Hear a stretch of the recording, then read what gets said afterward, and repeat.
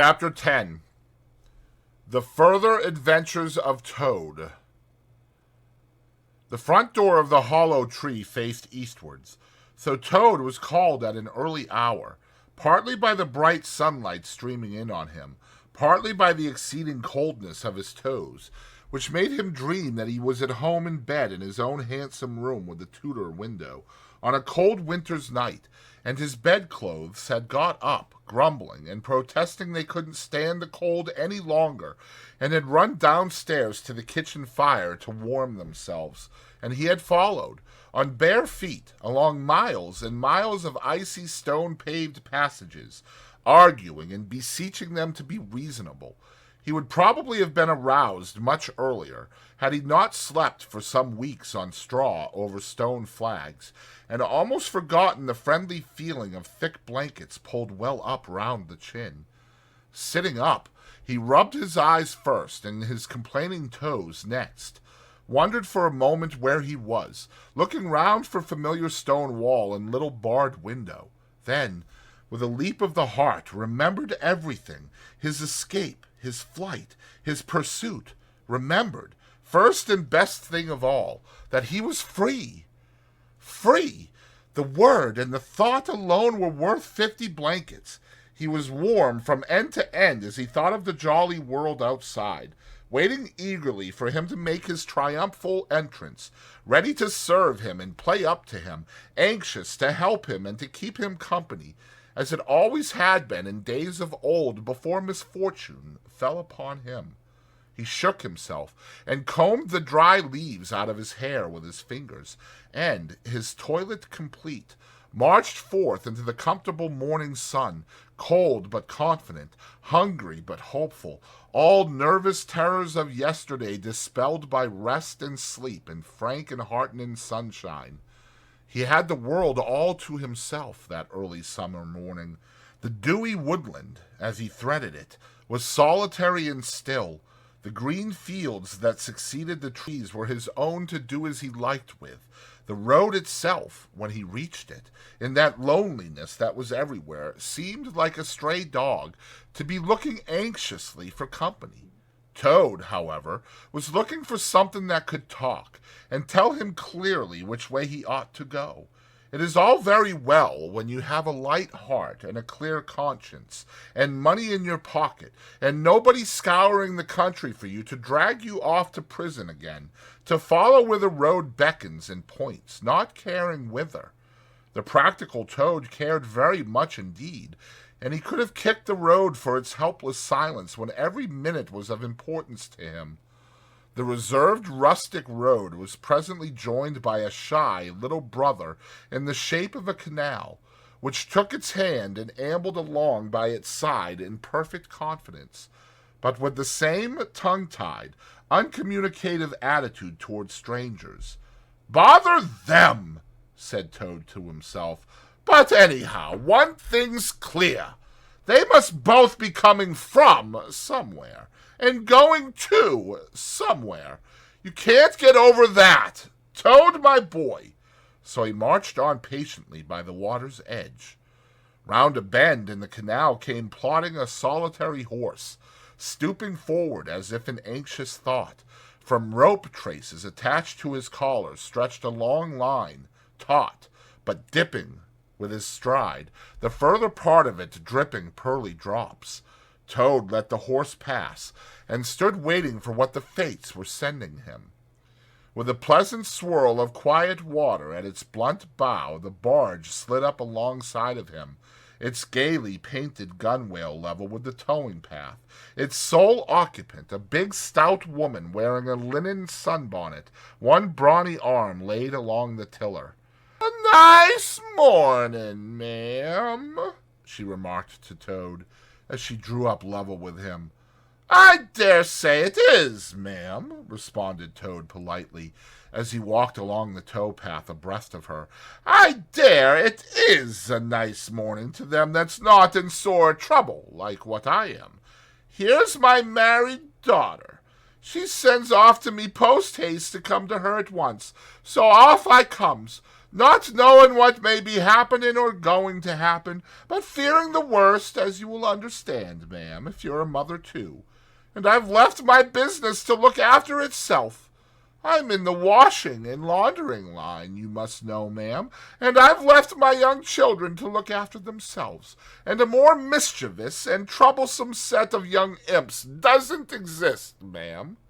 And I've lost all my money, and lost my way, and as for what may be happening to my married daughter, why, I don't like to think of it, ma'am.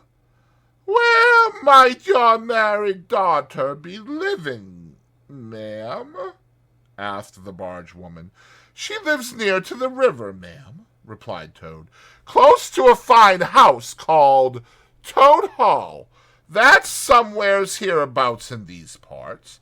Perhaps you may have heard of it. Toad Hall? Why, I'm going that way myself, replied the barge woman. This canal joins the river some miles further on, a little above Toad Hall, and then it's an easy walk. You come along in the barge with me, and I'll give you a lift. She steered the barge close to the bank, and Toad, with many humble and grateful acknowledgments, stepped lightly on board and sat down with great satisfaction. Toad's luck again, thought he. I always come out on top.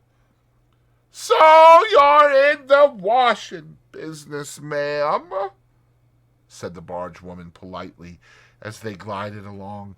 And a very good business you've got, too, I dare say, if I'm not making too free in saying so. Finest business in the whole country, said Toad airily. All the gentry come to see me. Wouldn't go to anyone else if they were paid. They know me so well. You see, I understand my work thoroughly and attend to it all myself, washing, ironing, clear starching, making up gents' fine shirts for evening wear. Everything's done under my own eye. But surely you don't do all that work yourself, ma'am? Asked the barge woman respectfully. Oh, I have girls, said Toad lightly. 20 girls or thereabouts, always at work. But you know what girls are, ma'am. Nasty little hussies, that's what I call 'em. So do I, too, said the barge woman with great heartiness. But I dare say you set yours to rights, the idle trollops. And are you very fond of washing? I love it, said Toad. I simply dote on it, never so happy as when I've got both arms in the wash-tub. But then it comes so easy to me, no trouble at all, a real pleasure, I assure you, ma'am. What a bit of luck meeting you, observed the barge woman thoughtfully. A regular piece of good fortune for the both of us. Why, what do you mean? Asked Toad nervously. Well, look at me now, replied the barge woman. I like washing too, just the same as you do. And for that matter, whether I like it or not, I have got to do all my own, naturally, moving about as I do. Now, my husband, he's such a fellow for shirking his work and leaving the barge to me, that never a moment do I get for seeing to my own affairs. By rights, he ought to be here now, either steering or attending to the horse, though luckily the horse has sense enough to attend to himself, instead of which he's gone off with the dog to see if they can't pick up a rabbit for dinner somewhere. Says he'll catch me up at the next lock. Well, that's as may be. I don't trust him. Once he gets off with that dog, who's worse than he is? But meantime, how am I to get on with my washing? Oh, never mind about the washing, said Toad, not liking the subject. Try and fix your mind on the rabbit. A nice fat young rabbit, I'll be bound. Got any onions? I can't fix my mind on anything but my washing, said the barge woman. And I wonder you can be talking of rabbits with such a joyful prospect before you. There's a heap of things of mine that you'll find in a corner of the cabin. If you'll just take one or two of the most necessary sort, I won't venture to describe them to a lady like you, but you'll be a pleasure.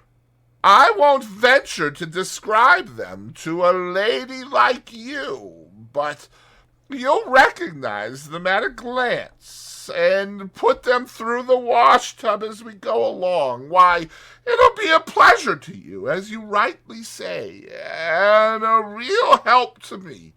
You'll find a tub handy, and a soap, and a kettle on the stove, and a bucket to haul up water from the canal with. Then I shall know you're enjoying yourself, and instead of sitting here idle, looking at the scenery and yawning your head off. Here, you let me steer, said Toad, now thoroughly frightened, and then you can get on with your washing your own way. I might spoil your things, or not do 'em as you like. I'm more used to gentlemen's things myself. It's my special line. Let you steer, replied the barge woman, laughing. It takes some practice to steer a barge properly.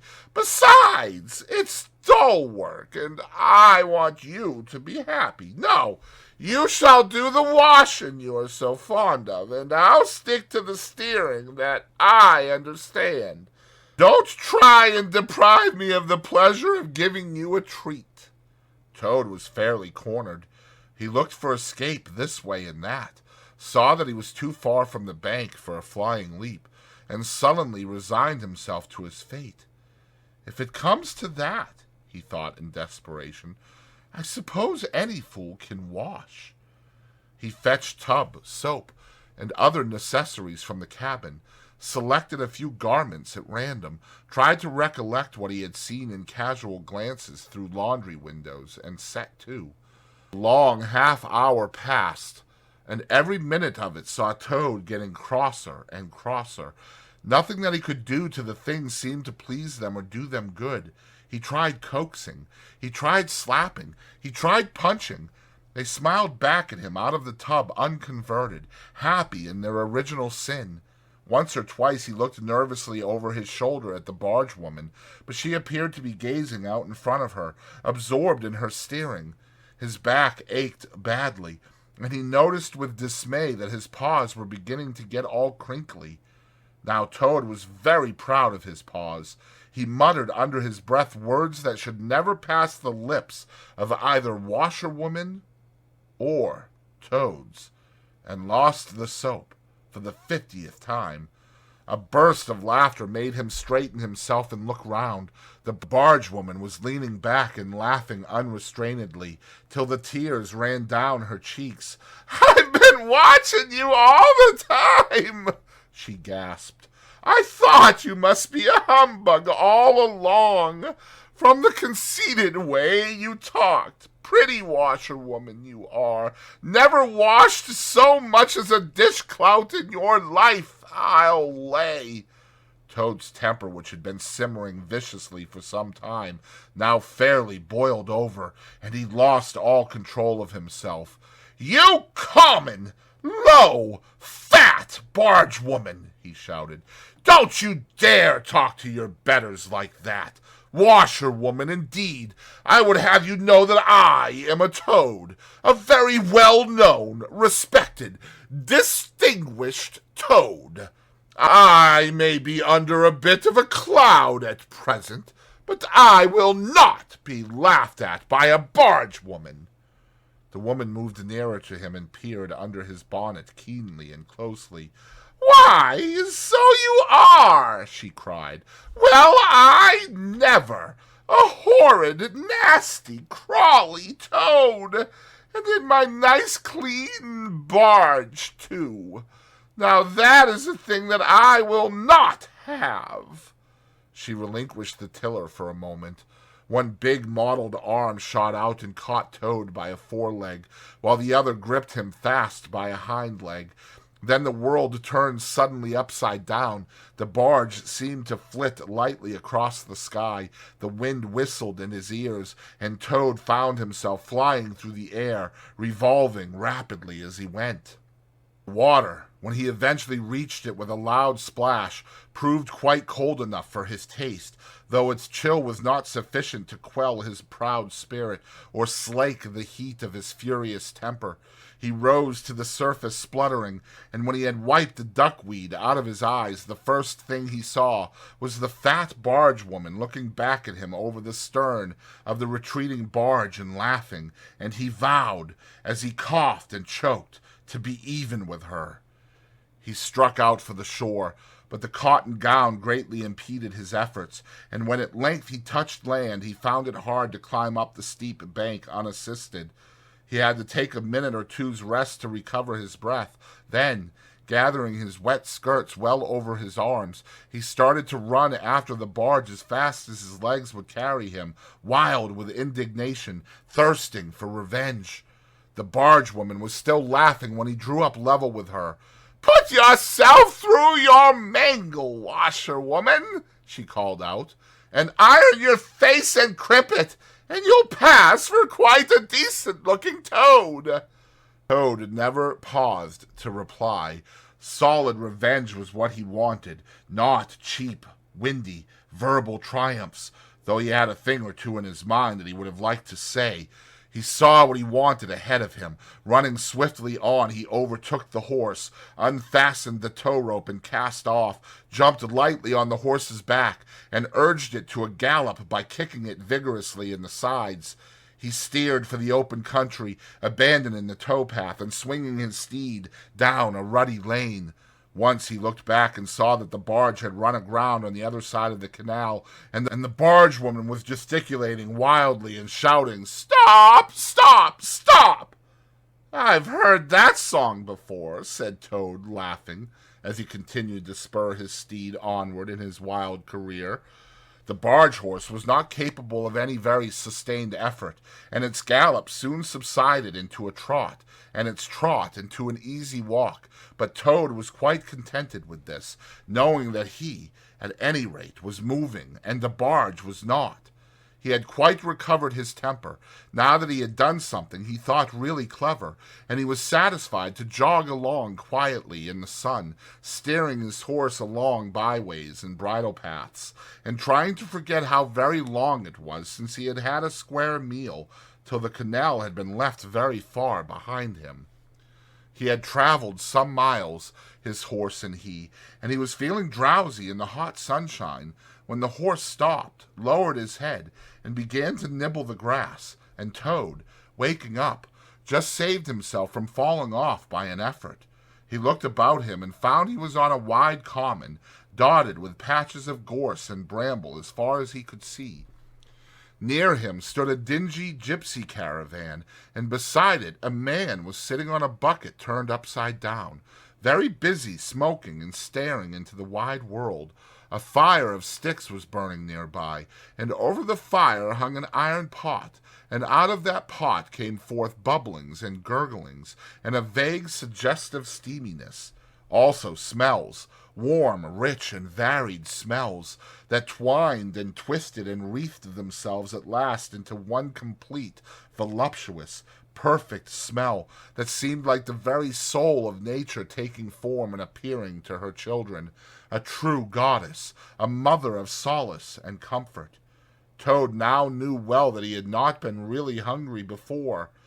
What he had felt earlier in the day had been a mere trifling qualm. This was the real thing at last, and no mistake. It would have to be dealt with speedily, too, or there would be trouble for somebody or something. He looked the gypsy over carefully, wondering vaguely whether it would be easier to fight him or cajole him. So there he sat, and sniffed, and looked at the gypsy, and the gypsy sat and smoked and looked at him. Presently the gypsy took his pipe out of his mouth and remarked in a careless way, "Want to sell that there horse of yours?"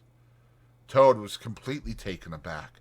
He did not know that gypsies were very fond of horse stealing, and never missed an opportunity, and he had not reflected that caravans were always on the move and took a deal of drawing. It had not occurred to him to turn the horse into cash, but the gypsy's suggestion seemed to smooth the way towards the two things he wanted so badly, ready money and a solid breakfast. "What?" he said. "Me? Sell this beautiful young horse of mine? Oh, no, it's out of the question. Who's going to take the washing home to my customers every week? Besides, I'm too fond of him, and he simply dotes on me." "And love a donkey," suggested the gypsy. "Some people do." "You don't seem to see," continued Toad, "that this fine horse of mine is a cut above you altogether. He's a blood horse, he is, partly. Not the part you see, of course, another part. And he's been a prize hackney, too, in his time. That was the time before you knew him, but you can still tell it on him at a glance, if you understand anything about horses. No, it's not to be thought of for a moment. All the same, how much might you be disposed to offer me for this beautiful young horse of mine?" Gypsy looked the horse over, and then he looked Toad over with equal care, and looked at the horse again. "Shilling a leg," he said briefly, and turned away, continuing to smoke and try to stare the wide world out of countenance. "A shilling a leg!" cried Toad. "If you please, I must take a little time to work that out, and see just what it comes to." He climbed down off his horse, and left it to graze, and sat down by the gypsy, and did sums on his fingers, and at last he said, "A shilling a leg! Why, that comes to exactly 4 shillings, and no more. Oh, no, I could not think of accepting 4 shillings for this beautiful young horse of mine." "Well," said the gypsy, "I'll tell you what I will do. I'll make it 5 shillings, and that's 3 and 6 more than the animal's worth, and that's my last word." Then Toad sat and pondered long and deeply, for he was hungry and quite penniless, and still some way, he knew not how far, from home, and enemies might still be looking for him. To one in such a situation, 5 shillings may very well appear a large sum of money. On the other hand, it did not seem very much to get for a horse. But then, again, the horse hadn't cost him anything, so whatever he got was all clear profit. At last he said firmly, "Look here, gypsy, I tell you what we will do, and this is my last word. You shall hand me over 6 shillings and 6 pence, cash down, and further, in addition thereto, you shall give me as much breakfast as I can possibly eat, at one sitting, of course, out of that iron pot of yours that keeps sending forth such delicious and exciting smells. In return, I will make over to you my spirited young horse, with all the beautiful harness and trappings that are on him, freely thrown in. If that's not good enough for you, say so, and I'll be getting on. I know a man near here who's wanted this horse of mine for years." The gypsy grumbled frightfully, and declared if he did a few more deals of that sort he'd be ruined. But in the end he lugged a dirty canvas bag out of the depths of his trouser pocket, and counted out 6 shillings and 6 pence into Toad's paw. Then he disappeared into the caravan for an instant, and returned with a large iron plate and a knife, fork, and spoon. He tilted up the pot, and a glorious stream of hot, rich stew gurgled into the plate. It was indeed the most beautiful stew in the world, being made of partridges and pheasants and chickens and hares and rabbits and peahens and guinea fowls and 1 or 2 other things.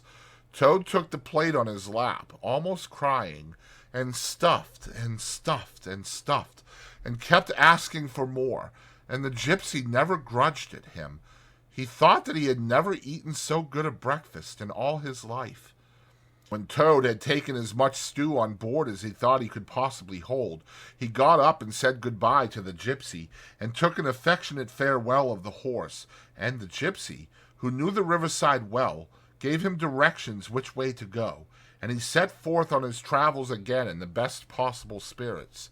He was, indeed, a very different Toad from the animal of an hour ago. The sun was shining brightly, his wet clothes were quite dry again, he had money in his pocket once more, he was nearing home and friends and safety, and, most and best of all, he had had a substantial meal, hot and nourishing, and felt big and strong and careless and self-confident. As he tramped along gaily, he thought of his adventures and escapes, and how when things seemed at their worst he had always managed to find a way out, and his pride and conceit began to swell within him. "Ho, ho!" he said to himself as he marched along with his chin in the air. "What a clever Toad I am! There is surely no animal equal to me for cleverness in the whole world. My enemies shut me up in prison, encircled by sentries, watched night and day by warders. I walk out through them all, by sheer ability coupled with courage. They pursue me with engines and policemen and revolvers. I snap my fingers at them and vanish, laughing, into space. I am, unfortunately, thrown into a canal by a woman fat of body and very evil-minded. What of it? I swim ashore. I seize her horse. I ride off in triumph, and I sell the horse for a whole pocketful of money and an excellent breakfast. Ho, ho! I am the Toad, the handsome, the popular, the successful Toad." He got so puffed up with conceit that he made up a song as he walked in praise of himself, and sang it at the top of his voice, though there was no one to hear it but him. It was perhaps the most conceited song that any animal ever composed. "The world has held great heroes, as history books have shown, but never a name to go down to fame compared with that of Toad. The clever men at Oxford know all that there is to be knowed, but they none of them know one half as much as intelligent Mr. Toad. The animals sat in the ark and cried, their tears in torrents flowed. Who was it that said, 'There's land ahead,' encouraging Mr. Toad? The army all saluted as they marched along the road. Was it the king or Kitchener? No, it was Mr. Toad. The queen and her ladies-in-waiting sat at the window and sewed. She cried, 'Look, who's that handsome man?' They answered, 'Mr. Toad.'" There was a great deal more of the same sort, but too dreadfully conceited to be written down. These are some of the milder verses. He sang as he walked, and he walked as he sang, and got more inflated every minute, but his pride was shortly to have a severe fall. After some miles of country lanes he reached the high road, and as he turned into it and glanced along its white length, he saw approaching him a speck that turned into a dot, and then into a blob, and then into something very familiar, and the double note of warning, only too well known, fell on his delighted ear. "This is something like," said the excited Toad. "This is real life again. This is once more the great world from which I have been missed so long. I will hail them, my brothers of the wheel, and pitch them a yarn of the sort that has been so successful hitherto. And they will give me a lift, of course, and then I will talk to them some more, and perhaps, with luck, it may even end in my driving up to Toad Hall in a motor car. That will be one in the eye for a badger." He stepped confidently out into the road to hail the motor car, which came along at an easy pace, slowing down as it neared the lane, when suddenly he became very pale, his heart turned to water, his knees shook and yielded under him, and he doubled up and collapsed with a sickening pain in his interior. And well he might. the unhappy animal, for the approaching car was the very one he had stolen out of the yard of the Red Lion Hotel on that fatal day when all his troubles began. And the people in it were the very same people he had sat and watched at luncheon in the coffee room. He sank down in a shabby, miserable heap in the road, murmuring to himself in his despair, "It's all up! It's all over now! Chains and policemen again, prison again, dry bread and water again. Oh, what a fool I have been! What did I want to go strutting about the country for, singing conceited songs and hailing people in broad day on the high road, instead of hiding till nightfall and slipping home quietly by back ways? Oh, hapless Toad! Oh, ill-fated animal!" The terrible motor car drew slowly nearer and nearer, till at last he heard it stop just short of him.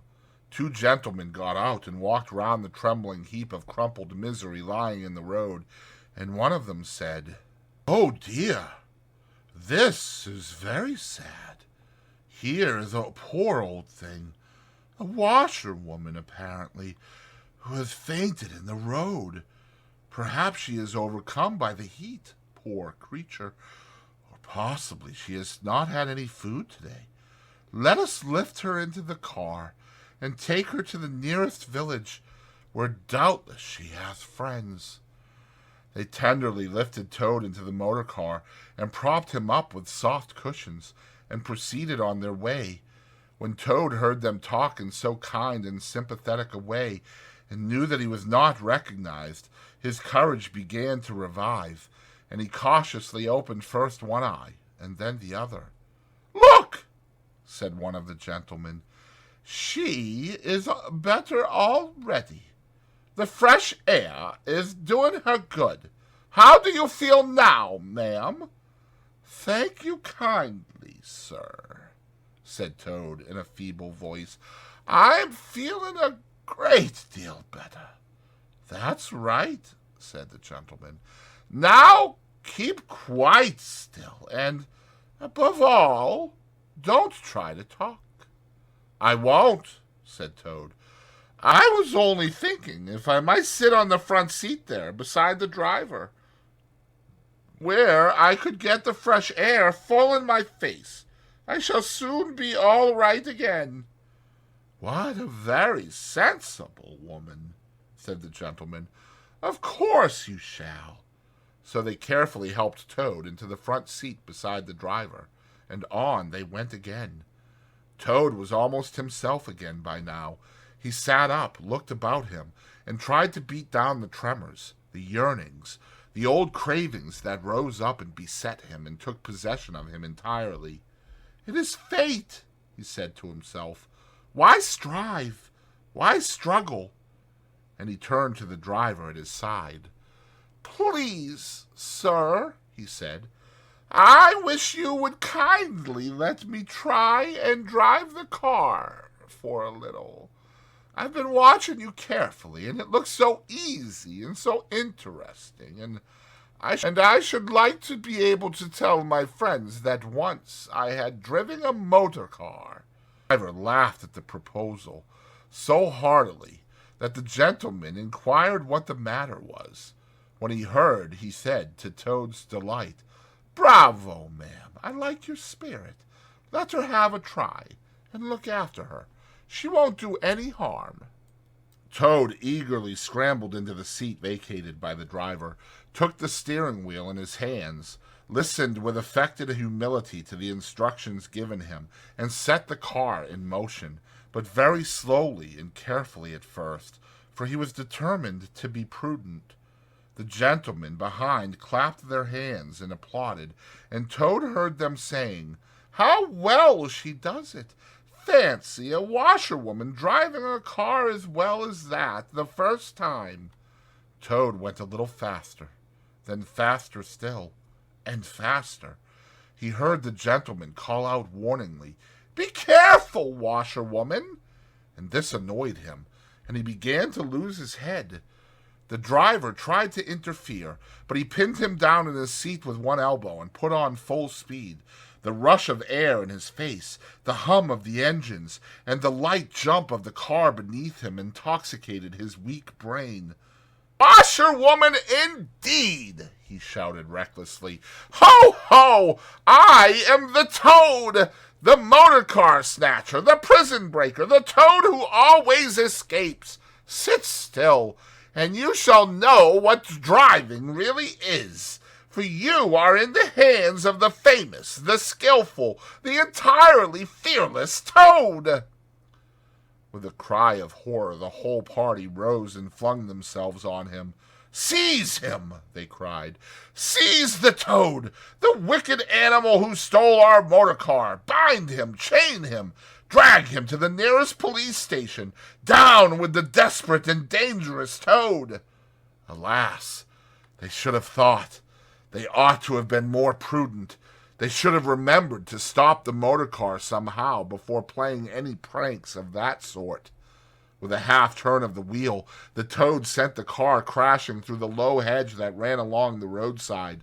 One mighty bound, a violent shock, and the wheels of the car were churning up the thick mud of a horse pond. The Toad found himself flying through the air with the strong upward rush and delicate curve of a swallow. He liked the motion, and was just beginning to wonder whether it would go on until he developed wings and turned into a toad bird, when he landed on his back with a thump in the soft, rich grass of a meadow. Sitting up, he could just see the motor car in the pond, nearly submerged. The gentleman and the driver, encumbered by their long coats, were floundering helplessly in the water. He picked himself up rapidly and set off running across country as hard as he could, scrambling through hedges, jumping ditches, pounding across fields, till he was breathless and weary and had to settle down into an easy walk. When he had recovered his breath somewhat and was able to think calmly, he began to giggle, and from giggling he took to laughing, and he laughed till he had to sit down under a hedge. "Ho, ho!" he cried, in ecstasies of self-admiration. "Toad again! Toad, as usual, comes out on the top! Who was it got them to give him a lift? Who managed to get on the front seat for the sake of fresh air?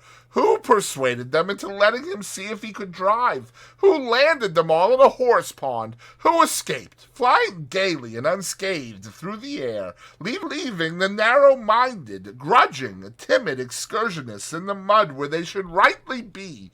Why, Toad, of course. Clever Toad! Great Toad! Good Toad!"